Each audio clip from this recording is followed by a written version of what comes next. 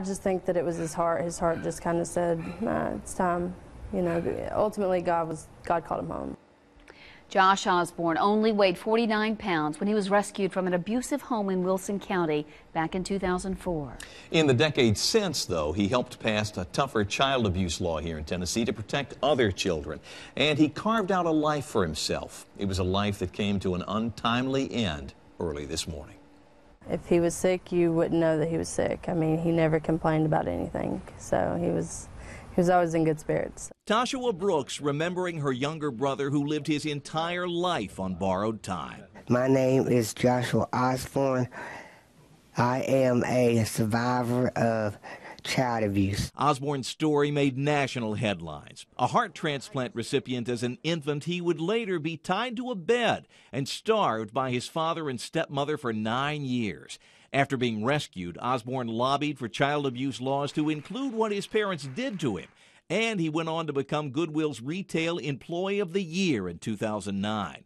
It's a job he continued at this South Nashville store until Monday night, when a fever from a failing heart and kidney sent Josh to the hospital and eventually took his life. He was up against incredible odds of just every day of his life, and he always had a smile. He always had a positive attitude. This book section was Josh Osborne's baby. He took great pride in keeping his library straight, and co-workers tell me they will think of him every time they look at this wall. It was hard. While his life was a struggle, relatives say Josh Osborne was always positive, always looking forward and thinking of others. His boss at Goodwill tells me the 24-year-old had already started buying Christmas presents for relatives. It's a spirit they say they will keep with them until they see Josh again. I'm just glad that I had him for what I did, because we were only supposed to have him for 5 years from what the doctor said when he got his heart transplant, and I got him for 24.